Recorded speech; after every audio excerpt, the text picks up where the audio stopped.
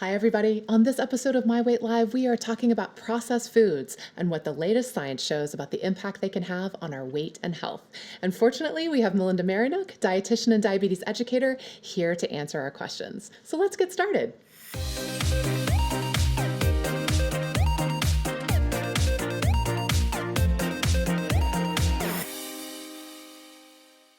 Before we get underway tonight, leave us a comment and tell us where you're watching from. Everyone who leaves a comment or answers our trivia question will get some delicious recipes delivered to their Facebook Messenger inbox. So Melinda, thanks so much for joining us tonight. Thanks for having me. I'm glad to be here. So we have a ton of questions for you about processed foods. And let's just get started with some definitions. I'm familiar with the word processed foods, but what I'm hearing more and more today is about ultra-processed foods. Yes. What is the difference? It's a new term, and let's start with unprocessed, and that is the edible parts of plants and animals, things that you're really doing nothing to. Then you've got processed foods, and that's when there's minimal processing. Some salt has been added, a little bit of cooking, maybe put in a can. But what we're really concerned about and what we want to talk about is the ultra-processed foods. Okay. And those are foods that are mass-produced for convenience, to have very inexpensive. They're very tasty. They often have a lot of additives, though, so it will have a long shelf life, and so they won't spoil. So that's where you're going to see more salt, more fat, more sugar, more colorings, more emulsifiers, more flavorings, and often some ingredients we really don't want to have. All right, so let's get concrete here. Okay. Give me some examples of ultra-processed versus processed versus unprocessed. Okay, and actually we have a cool little chart that might help too. So if we look on one side, you're going to see the ultra-processed, and that's where the foods are that are very convenient, admittedly, and I don't want the message to go out that we can never have these because they're super convenient, but I hope by the end of this we can learn how to have a little bit less of those. Sure. And so some of the things in the ultra-processed list would include things like breakfast cereals, snack bars, chips, jarred spaghetti sauces, frozen meals with everything all together in there. But even things that you think of as like super healthy, like, bread, especially white bread, unrefined. That would be an ultra-processed food. Yes, because that went through a lot of reshaping. Deli meats, instant oatmeals, sweetened flavored yogurts, especially the ones that have artificial sweeteners or low-calorie sweeteners in it. So you've got a lot of processing that has gone on with those. Whereas things that are more minimally processed would be things like cheese, which really just is made from milk.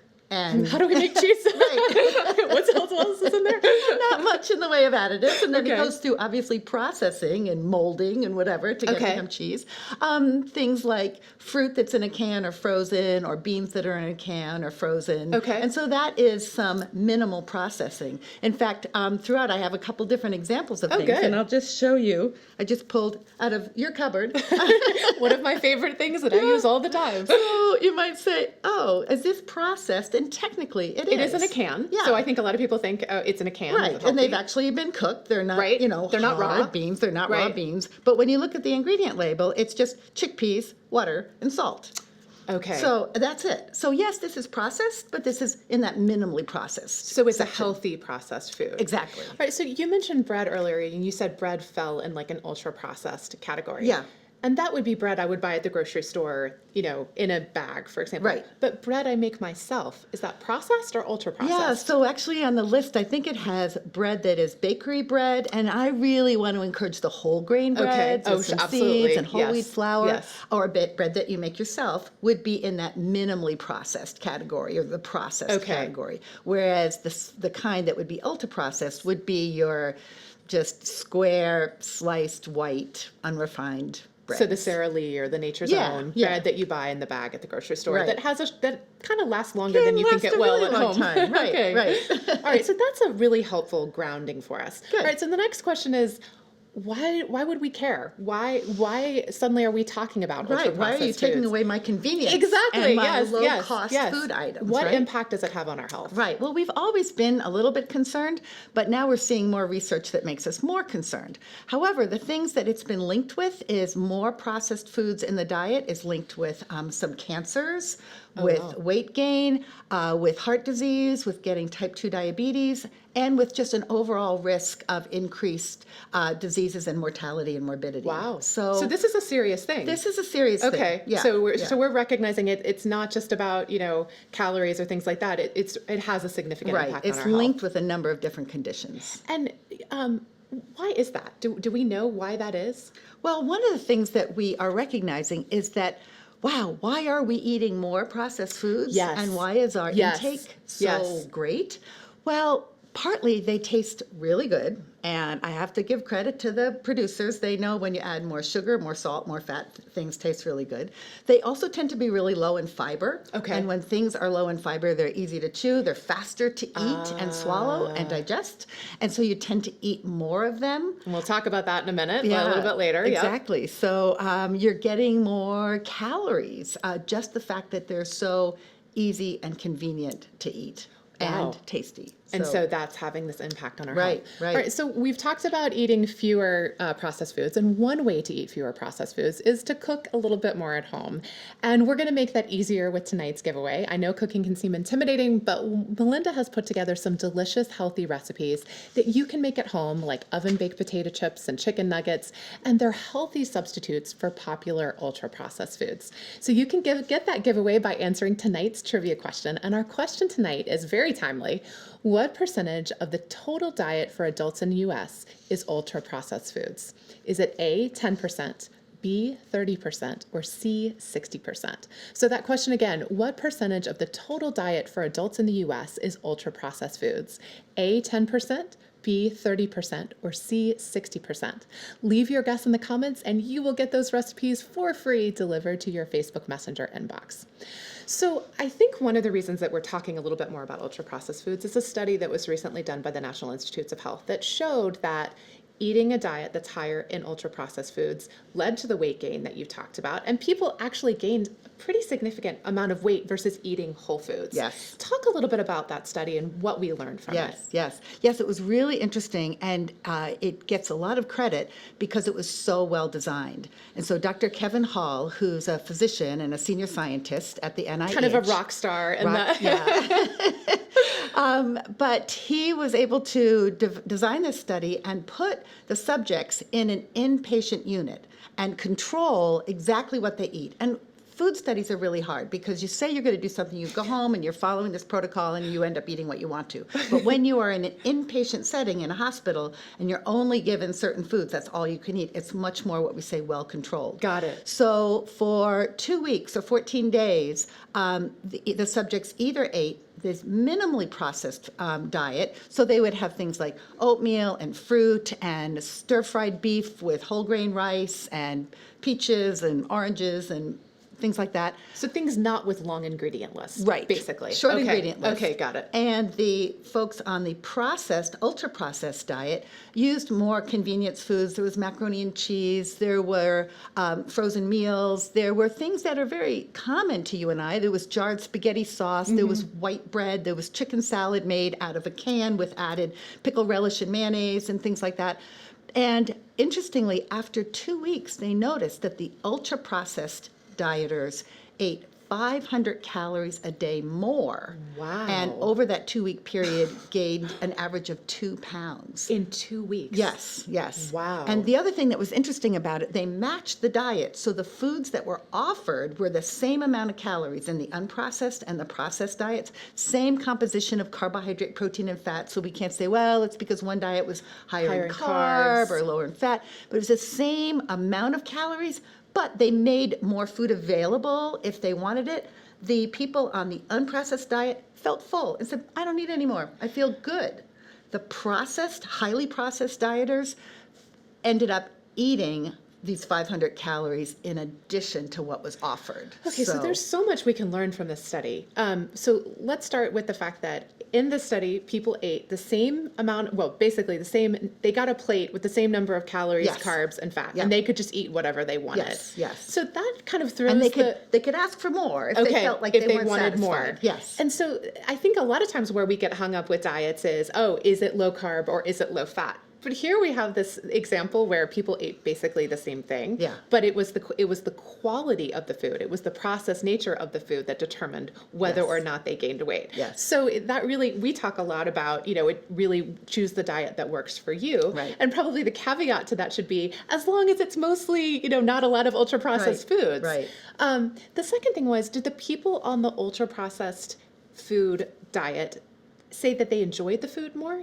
Like, did they report enjoying it more? Yeah, that's a really interesting question. If they did, I don't know. Okay. I wouldn't be surprised if they, said they enjoyed it. Okay. But I think that the people on the unprocessed diet also felt that they were completely satisfied and enjoyed it. Interesting. So I think that would be interesting. Yes. But that's the challenge, because ultra-processed food is sort of engineered Yes. to be salty and sweet and Right. fatty and all those things that so many of us crave. Exactly. Well, then, that kind of leads to our next question, which is always, this question about how quickly we eat. Yeah. And I heard you say that the people on the ultra processed food diet, perhaps they ate more calories Yes. because they ate more quickly, Yes. and their bodies didn't have time to know I'm full. Right. And the calories, I also wanted to add, are more concentrated in the ultra-processed foods. There's about twice as many calories per volume than there is in the unprocessed, because there's more fiber, there's more fresh fruits and vegetables and things that take up more bulk. And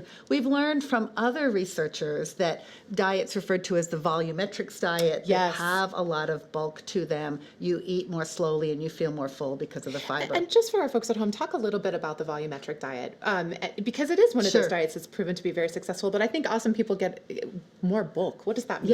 Yeah. So really, it's about having more fiber. So it's more fruits, it's more vegetables, it's more whole grains, it's more legumes, beans, lentils, all those good things, as well as foods that in and of themselves are slower to eat, and they take up more, I should say, more space. So soup is an example. More space in your stomach almost. Yeah, exactly. Okay, got it. Yeah. You are more full by having a big bowl of vegetable soup, slower to eat. So Dr. Barbara Rolls out in Pennsylvania is the leader behind the volumetrics diet. And even though it seems like, a popular diet book, it's also solid research Got it. that substantiates it, which is unusual in some of the popular diets.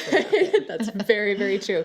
All right, so my next question has to do we need to eliminate ultra-processed foods from our diet? Gosh, it doesn't sound like they're great for us. They make us eat faster. They've got a whole lot more calories. They make us gain weight. Should we just try to get rid of them? That just doesn't seem realistic. It is not realistic, and there's no way I could do that. Okay. But I think that we could all take a really good look at what are the things that we eat often on our own personal list of ultra-processed foods and decide, what could I eat less of? Okay. And how can I move a little bit more from the eat less of these and more of these list, and more in the just general processed foods and more in the whole foods, the more in the unprocessed category. It's almost like, when you were saying, like bread, for example, bread from a bakery versus bread from the grocery store. It seems like a lot of the things, we don't even need to get rid of eating bread, but maybe try to eat bread that's a little less processed. Right. One question I also had for you, are there healthier ultra-processed foods and less healthy in that ultra-processed category? Are there better choices and worse choices? Right. The only way to really know is to look at the label. Okay. And there are going to be some foods that are super convenient. So I'm thinking of one right now. I was in the store, busy, hot day. I wanted to cook hamburgers on the grill, and either a hamburger or turkey burger. So I went to get a frozen burger, and I picked up one box, and the only thing that was in it was hamburger meat shaped into a patty. So that's processed. Okay. And then not ultra-processed. Not Got it. ultra-processed. But I was going to almost buy, and I'm just going to grab a food label here that I actually made a copy of to show you. Melinda, you're so awesome. I thought, actually, let me get the turkey burger. We typically think of that as healthier. 60% less fat turkey burger.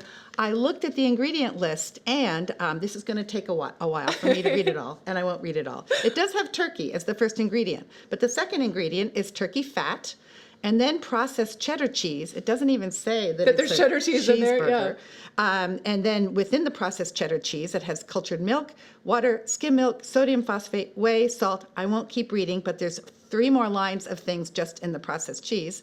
And then there is natamycin, a preservative. Don't even know what that is. Then there's turkey bacon. You didn't even tell me that there's bacon in this. And there's a long list of all the things. And then there's sugar. And then there's rosemary extract and salt and flavoring. And it goes on, and smoke flavor. This is 9 or 12 9 lines. Long. 9 lines of ingredients. But my from point the is, kind of healthy choice, the thing you would think of, turkey burgers. That's great. Yeah. So that's just an example of, is there a better or worse, processed food? You really don't know until you look at the label. Gotta look at that label. I use jarred spaghetti sauces and tomato sauces a fair bit, but I also use canned tomatoes. Okay. And some of the spaghetti sauces and marinara sauces that I look at do have a lot of sugar, stabilizers, additives, colorings to them. So check the label. Check that label. See how many ingredients there are.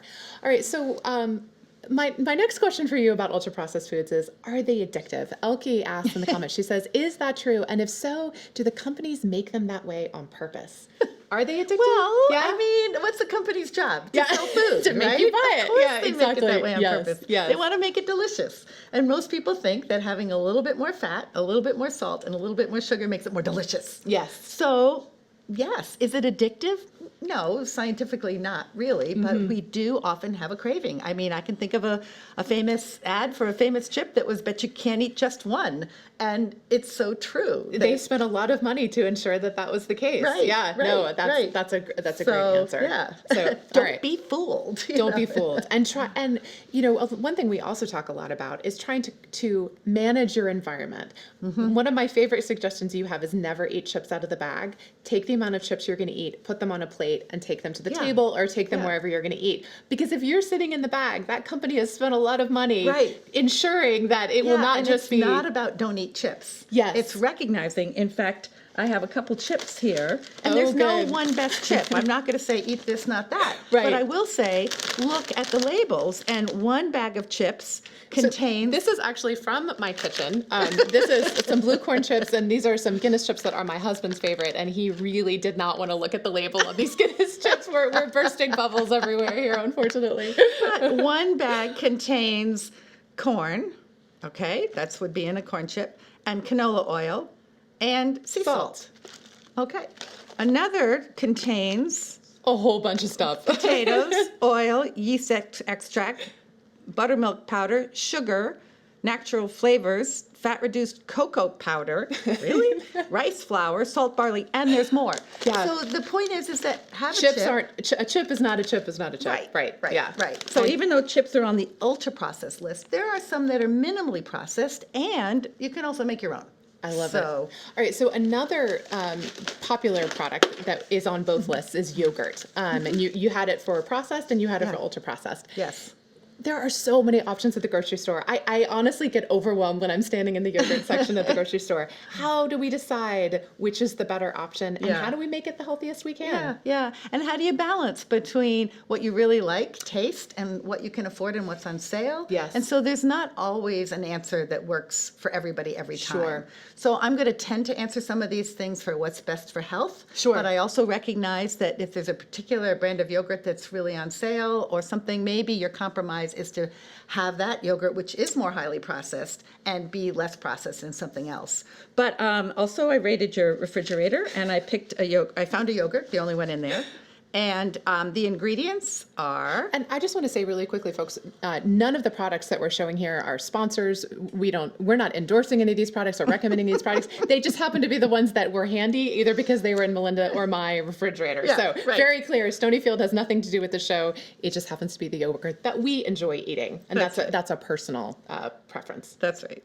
And the ingredient list is just milk, which is the first ingredient.